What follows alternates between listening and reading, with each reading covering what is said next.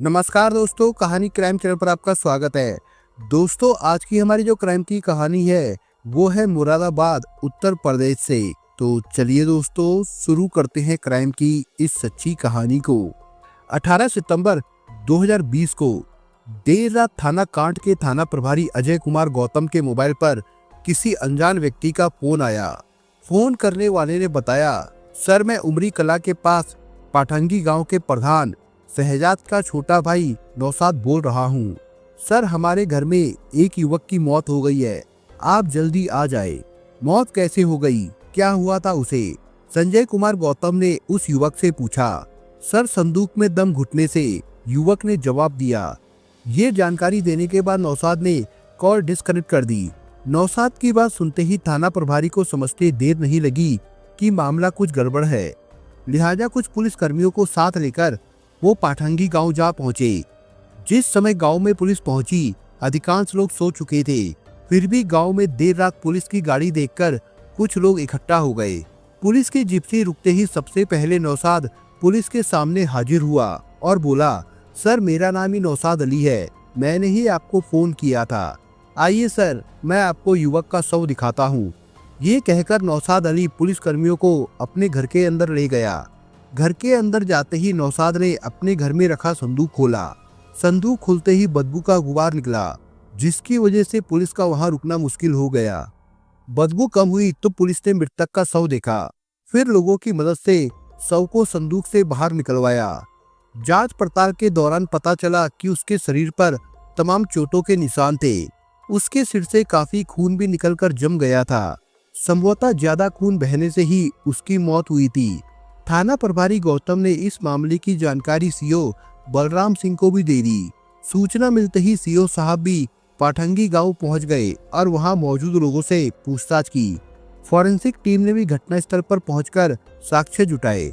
नौशाद के घर से ही पुलिस को मृतक का एक बैग भी मिला, जिसमें से पुलिस को शराब की एक बोतल के साथ साथ 2 बियर की बोतलें, मृतक का आधार कार्ड व अन्य दस्तावेज भी मिले। आधार कार्ड पर नाम महबूब आलम पुत्र शमशाद निवासी मोड़ पट्टी कांठ लिखा था। पुलिस ने नौशाद से मृतक युवक के बारे में पूछा तो उसने बताया, सर मैं पानीपत में काम करता हूँ, घर में मेरे बीवी बच्चे रहते हैं, इसलिए मैं इसके बारे में नहीं जानता। लेकिन पत्नी नरगिस ने बताया कि ये उसका दूर का रिश्तेदार है। मैं पानीपत में था तो आज सुबह मेरी बीवी नरगिस का फोन आया।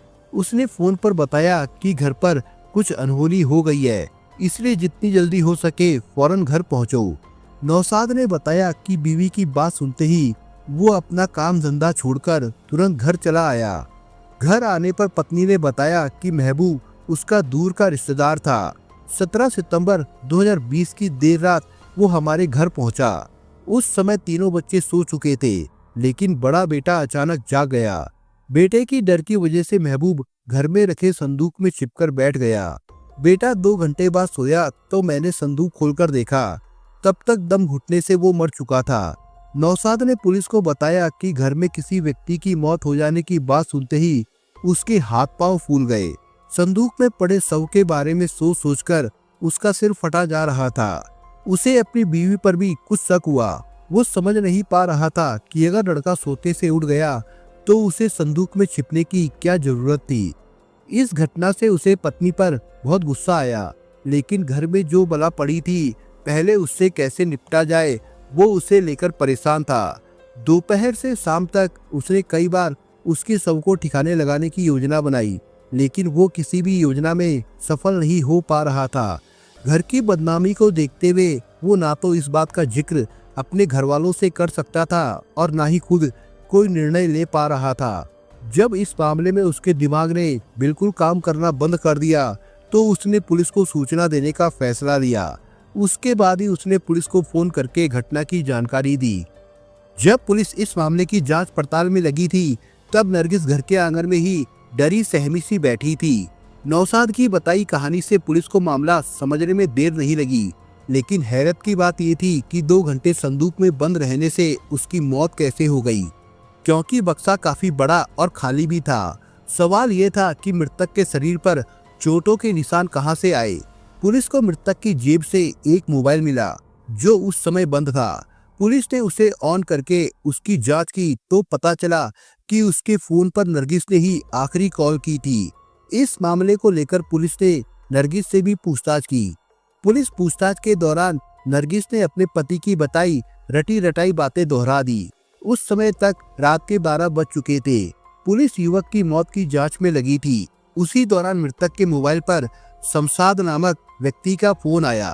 फोन थाना प्रभारी गौतम ने रिसीव किया।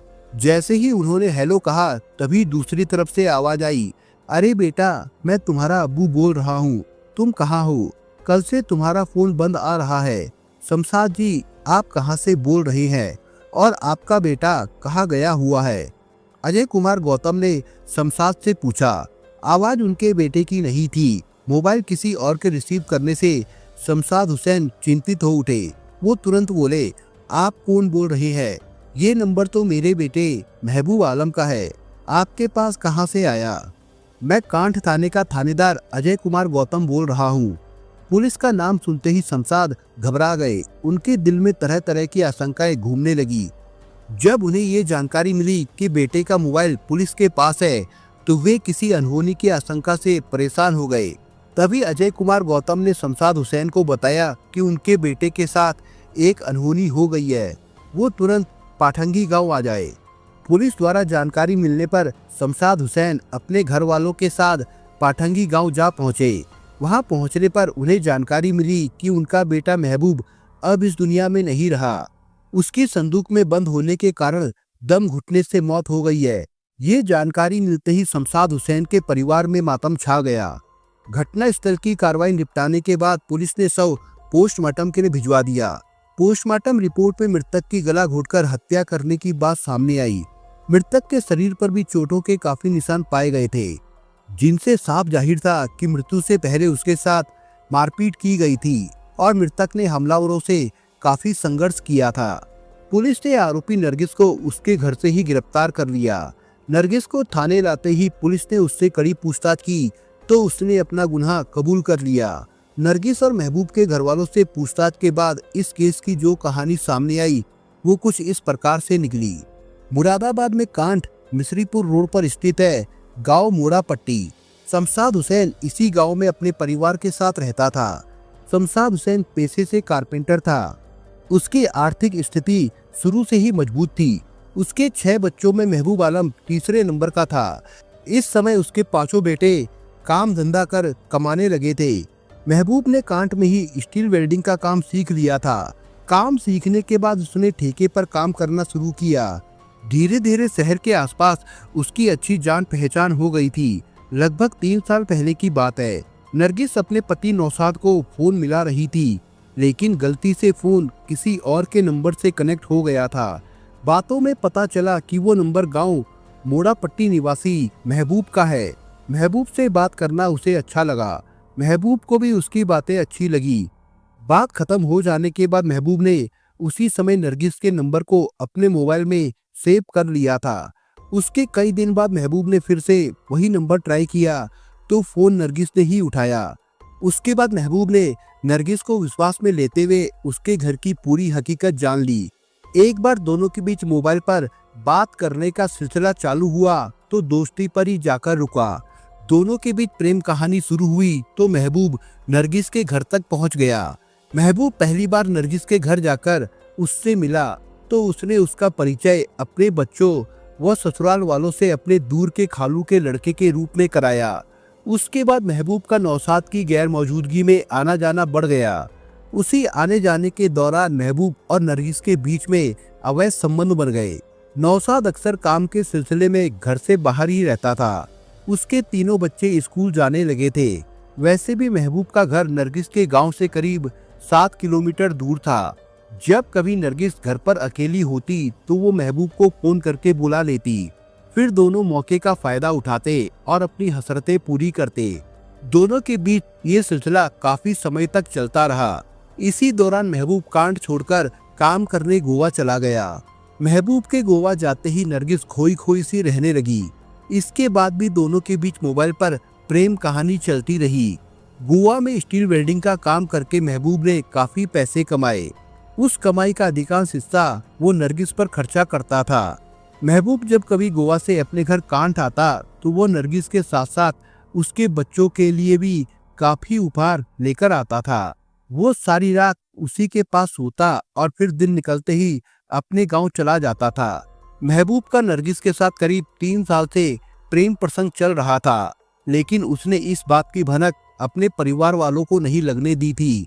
लेकिन नरगिस के ससुराल वाले जरूर महबूब और नरगिस के रिश्ते को लेकर शक करने लगे थे। नौशाद का भाई शमशाद ग्राम प्रधान था। नरगिस के क्रियाकलापों की वजह से गांव में उसकी काफी बदनामी हो रही थी। उसके सभी भाई परेशान थे। नौशाद का परिवार अलग घर में रहता था। उसके भाई अपने अपने घरों में रहते थे, जिसके कारण वो महबूब और नरगिस को रंगे हाथों पकड़ने में असफल हो रहे थे। महबूब अगस्त के महीने में घर आया और फिर गोवा वापस चला गया था। गोवा जाते ही घर पर उसकी शादी की बात चली। बात तय हो जाने के बाद 18 सितंबर को रिश्ता होने की बात पक्की हो गई, जिसके लिए मजबूरी में उसे फिर गोवा से गांव वापस आना पड़ा।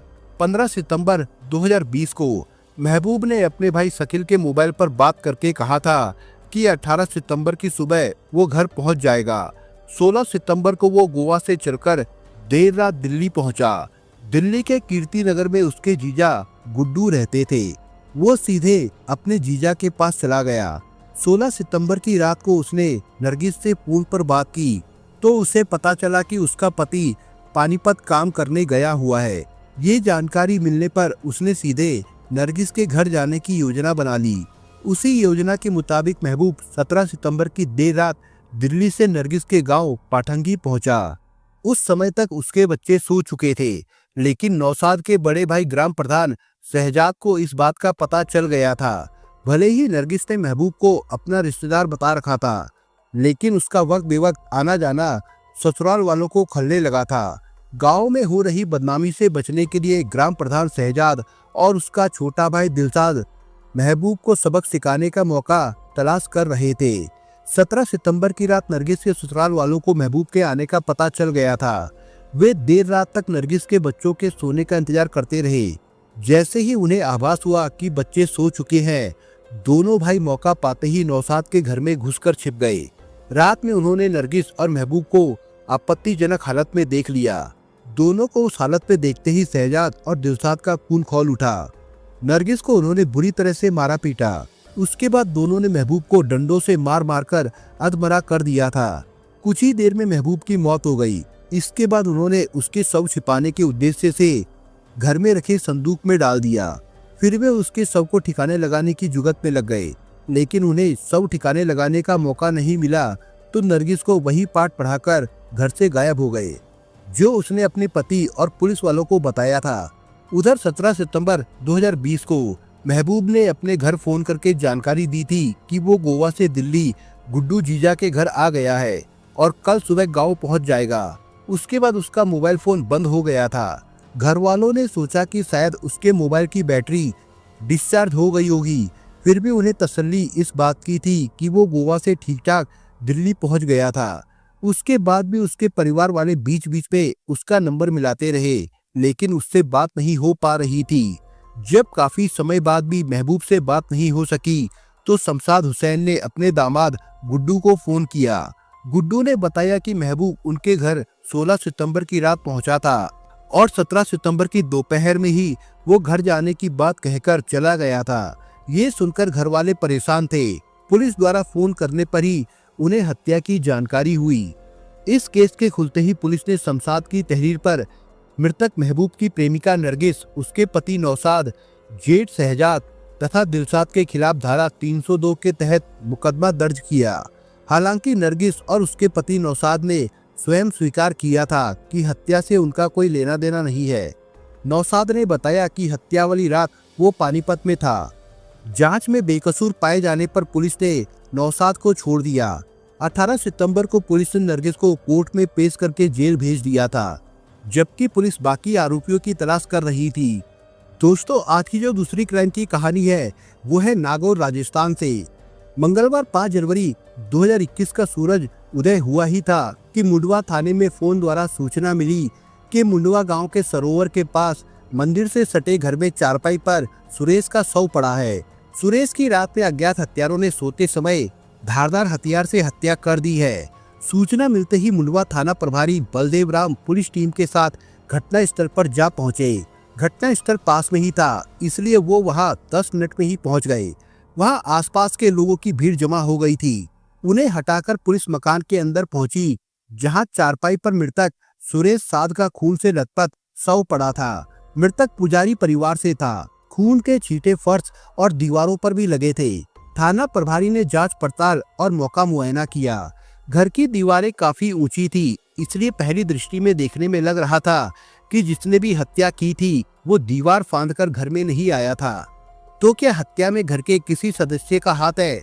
अगर हाथ है तो वो कौन है और उसने हत्या क्यों की? ये तमाम सवाल थाना प्रभारी के जेहन में आ जा रहे थे।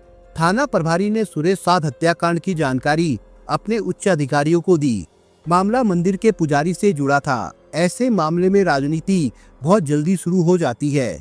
इस कारण घटना की खबर मिलते ही एएसपी राजेश मीणा, सीओ विजय कुमार साखला और एसपी श्वेता धनखड़ घटना स्थल पर आ पहुंचे। घटना स्थल पर पुलिस अधिकारियों ने मौका मुआयना किया और नागौर से एफएसएल की टीम और एमओबी टीम को मौके पर बुलाकर साक्ष्य इकट्ठा किए। पुलिस टीम ने मृतक के घरवालों से पूछताछ की। पूछताछ में घरवालों ने बताया कि सुरेश रात में पशुओं को चारा खिलाने गया था। रात में वो चारा खिलाने के बाद कमरे में चारपाई पर आकर सो गया। अगली सुबह 5 जनवरी को जब मृतक सुरेश की पत्नी किरण ने आकर पति को आवाज दी तो कोई जवाब नहीं मिला। फिर वो बरामदे में आई और जैसे ही चारपाई पर खून से लथपथ पति का शव देखा तो रोने चिल्लाने लगी।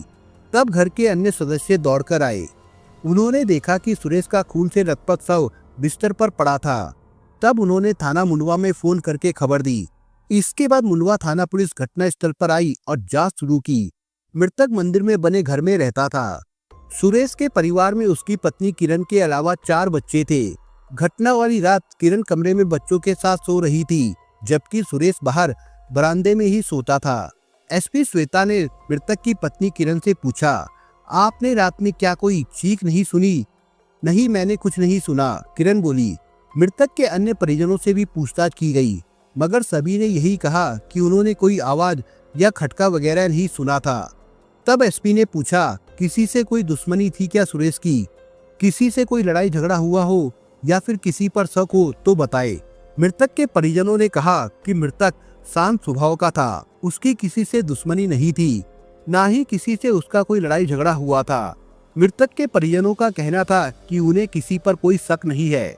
कोई घर में आकर सोते व्यक्ति को धारदार हथियार से मारकर चला गया और मृतक के बीवी, बच्चे और भाई तथा अन्य सदस्यों को भनक तक नहीं लगी। घर की दीवार इतनी ऊंची थी कि उस पर चढ़कर अंदर आना संभव नहीं था। न ही घर के चारों ओर की दीवारों के पास किसी के पैरों के निशान थे। अगर कोई दीवार पर चढ़ता तो उसके पदचिन्ह जरूर होते, मगर पैरों के निशान नहीं थे। ऐसे में पुलिस अधिकारियों को मृतक के परिवार के लोगों पर शक हुआ कि हो न हो इस हत्याकांड में परिवार का कोई व्यक्ति शामिल है। पुलिस टीम ने शव पोस्टमार्टम के लिए अस्पताल भिजवा दिया। एफएसएल टीम ने साक्ष्य एकत्र किए। शव पर धारदार हथियार के 3-4 गहरे जख्म थे। हालांकि पोस्टमार्टम रिपोर्ट आने तक का इंतजार करना था। पुलिस टीम ने मृतक के परिजनों सहित ग्रामीणों से भी पूछताछ की। हालांकि उस समय तक इस मामले में कोई सुराग हाथ नहीं लगा था। फिर भी पुलिस अधिकारी हत्याकांड के पर्दाफाश के लिए जी जान से जुटे थे। एसपी ने एएसपी राजेश मीणा, डिप्टी विजय कुमार सांखला और मुंडवा थाना प्रभारी बलदेव राम को दिशा निर्देश देकर कहा कि जल्द से जल्द हत्याकांड का पर्दाफाश कर हत्यारों को गिरफ्तार किया जाए। एसपी दिशा निर्देश देकर नागौर लौट गई। पुलिस अधिकारियों का शक मृतक की पत्नी किरण पर था। इसका कारण था कि बरामदे के पास के कमरे में वो अपने 4 बच्चों के साथ सोई थी। सुरेश का मकान सुनसान इलाके में था, जहां शोर शराबा नहीं था। ऐसे में कोई आकर हत्या कर दे और बरामदे से सटे कमरे में पता नहीं चले, ये संभव नहीं था। इस कारण एक बार किरण पुलिस की निगाहों में आई तो उसकी कुंडली खंगाली जाने लगी। सुरेश का शव पोस्टमार्टम के बाद उसके परिजनों को सौंप दिया गया। परिजनों ने उसका अंतिम संस्कार कर दिया। एसपी के निर्देश पर सुरेश साध हत्याकांड का पर्दाफाश करने के लिए एएसपी राजेश मीणा, सीओ विजय कुमार सांखला के नेतृत्व में थाना प्रभारी बलदेव राम सहित अन्य पुलिस कर्मियों ने जांच शुरू की। मृतक की पत्नी किरण के मोबाइल की सीडीआर निकलवाई गई। साथ ही पुलिस ने अपने मुखबिरों को भी सक्रिय कर दिया। सीडीआर से पता चला कि जोधपुर जिले के बनार थाने के गांव दईकरा निवासी शंभू दास से किरण की दिन में कई बार घंटों तक बातें होती थी। शंभू दास मृतक का भांजा था। पुलिस अधिकारियों को मुखबिर से भी सूचना मिल चुकी थी कि शंभू दास और किरण के अवैध संबंध है। बस फिर क्या था, पुलिस ने मृतक सुरेश के 21 साल के भांजे शंभू दास को पूछताछ के लिए दबोच लिया। पुलिस ने उससे पूछताछ की तो पहले वो टाल मटोल करता रहा, मगर पुलिस ने सख्ती की तो वो टूट गया और अपना जुर्म कबूल कर लिया कि मामी किरण से उसके अवैध संबंध है। मामा सुरेश को उनके संबंधों पर शक हो गया था। इस कारण वो मामी भांजे के संबंधों के बीच में रोड़ा बनने लगा था। इस वजह से उन दोनों ने योजना अनुसार उसकी हत्या कर दी। जुर्म कबूल करते ही पुलिस ने किरण को भी हिरासत में ले लिया और पूछताछ की। किरण पहले तो मना करती रही, मगर जब उसे बताया गया कि शंभू दास ने सब कुछ बता दिया है तो वो टूट गई और उसने भी अपना जुर्म कबूल कर लिया कि भांजे के साथ उसके अवैध संबंध थे। तब पुलिस ने मृतक सुरेश साध के भाई की रिपोर्ट पर सुरेश की हत्या का मुकदमा दर्ज कर लिया और हत्या आरोपी शंभू दास और किरण को गिरफ्तार कर लिया। पुलिस टीम ने शंभू दास और किरण को 8 जनवरी 2020 को कोर्ट में पेश किया और रिमांड पर लिया और कड़ी पूछताछ की। पूछताछ में जो कहानी प्रकाश में आई वो इस प्रकार से है। राजस्थान के नागौर जिले के अंतर्गत एक कस्बा मुंडवा आता है। मुंडवा के छोर पर तालाब है जहां मंदिर बना है।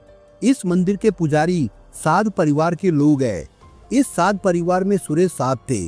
सुरेश साध की शादी करीब 12 साल पहले किरण से हुई थी। सुरेश मंदिर में पुजारी का काम करने के अलावा पशुपालन भी करता था। पशुपालन के अलावा वो गांव में यजमानों के घर से अनाज और आटा भी लाता था। इससे उसके परिवार की गुजर बसर आराम से होती थी।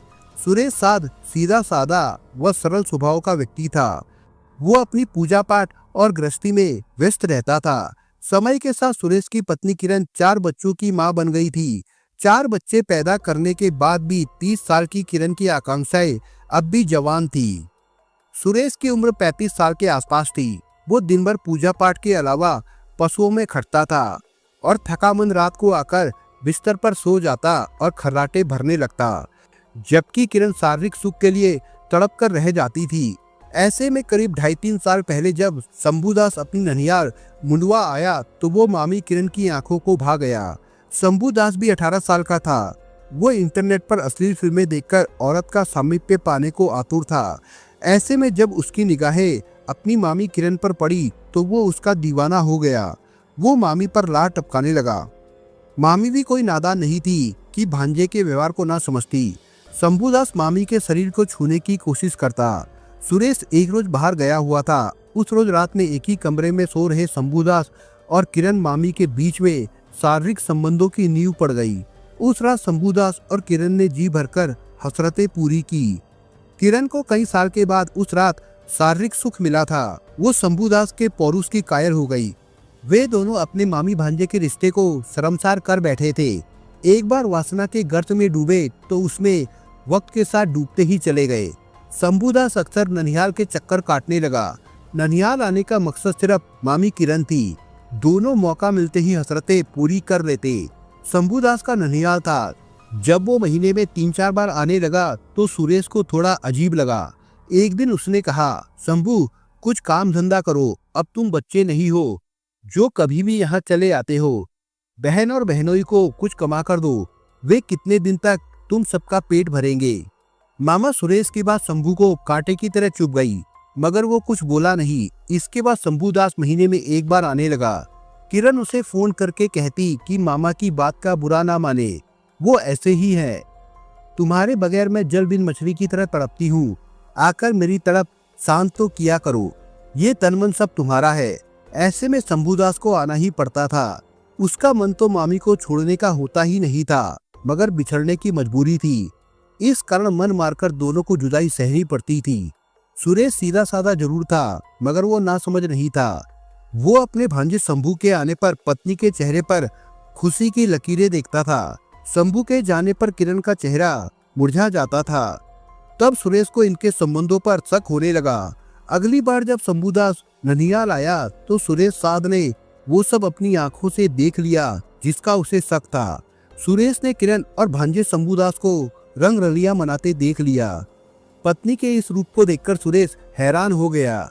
शंभू के आने पर पत्नी के चेहरे की खुशी का ये राज है जानकर वो परेशान हो गया। वो करे तो क्या, अगर बात खुली तो जग हंसाई होगी। सोच विचार करके सुरेश ने किरण से एकांत में कहा, अपने जैसा शंभू को भी बना दिया, वो तेरे बेटे जैसा है। उसके साथ मस्ती करने से पहले तू मर क्यों नहीं गई? अगर आज के बाद तू शंभू से मिली तो मैं तुझे जान से मार दूंगा। ये सुनकर किरण के पैरों तले से जमीन खिसक गई। उसने पति से अपने किए की माफी मांगी और कहा कि अब वो शंभू से कभी नहीं मिलेगी, उसका यहाँ आना बंद करा देगी। किरण ने त्रिया चरित्र दिखाया तो भोला भाला सुरेश समझा कि वो सुधर जाएगी। उसने बीवी को माफ कर दिया, मगर ये सुरेश की गलतफहमी थी। किरण ने शंभू को बता दिया कि उसके मामा ने उन दोनों को आपत्तिजनक हालत में देख लिया है, वो सचेत रहे। शंभू और किरण एक दूसरे के सामीप्य को तरस उठे। शंभू उन्हें राह का कांटा लगने लगा, उसे हटाए बिना वे मिल नहीं सकते थे। ऐसे में दोनों ने योजना बना ली। योजना ये थी कि शंभूदास छिपकर कुल्हाड़ी लेकर किरण के घर आकर नीचे वाले कमरे में छिप जाएगा। रात में सुरेश बरामदे में ही सोता था। सुरेश को नींद आने पर किरण खाली गिलास जमीन पर गिराएगी। ये इशारा मिलते ही शंभूदास सो रहे मामा सुरेश साहब को कुल्हाड़ी से मार देगा और रात के अंधेरे में वापस चला जाएगा। मामा के रास्ते से हटने के बाद उन दोनों का मिलन रोकने वाला कोई नहीं होगा। साजिश के तहत शंभूदास 4 जनवरी 2021 को शाम होते ही कुल्हाड़ी लेकर किरण के घर पहुंच गया। किरण ने उसे सारी योजना समझाकर नीचे वाले कमरे में छिपा दिया। उस समय सुरेश पशुओं को चारा डालने गया हुआ था। चारा डालकर सुरेश घर लौटा और फिर खाना खाकर फिर से पशु देखने गया। उसके बाद आकर बरामदे में सो गया। रात के 12 बजे किरण ने खाली गिलास नीचे पटका। शंभूदास के लिए ये एक इशारा था। इशारा मिलते ही शंभू कमरे से निकला और बरामदे में आ गया। उस समय सुरेश गहरी नींद में था। पलक झपकने की देर में शंभूदास ने कुल्हाड़ी का वार सो रहे मामा सुरेश पर किया। उसने एक के बाद एक 4 वार सुरेश पर किए। खून का फव्वारा फूट पड़ा, जिससे उसकी मौत हो गई। शंभूदास अपना काम करके चला गया। सुबह होने पर किरण ने योजना के अनुसार उठकर बरामदे में जाकर रोना धोना शुरू किया। तब घर के अन्य लोग वहां पर आए। फिर मुंडवा थाने में सूचना दी गई। पुलिस घटनास्थल पर पहुंची और मौका मुआयना किया। रिमांड अवधि के दौरान शंभूदास से हत्या में इस्तेमाल की गई कुल्हाड़ी, खून सने कपड़े और मोबाइल भी बरामद कर लिया गया था। एसपी श्वेता ने सुरेश साध हत्याकांड का खुलासा करते हुए प्रेस वार्ता की। रिमांड अवधि पूरी होने पर पुलिस ने दोनों को कोर्ट पे पेश किया, जहां से दोनों को जेल भेज दिया गया था। दोस्तों, इस कहानी के बारे में आपके विचार क्या है, हमें कमेंट बॉक्स में जरूर बताएं। और दोस्तों, अगर आपको हमारा काम पसंद आया हो तो वीडियो को लाइक शेयर जरूर करिए। और अगर आपने अभी तक चैनल को सब्सक्राइब नहीं किया हो तो जाने से पहले चैनल को सब्सक्राइब जरूर करिए। दोस्तों, धन्यवाद।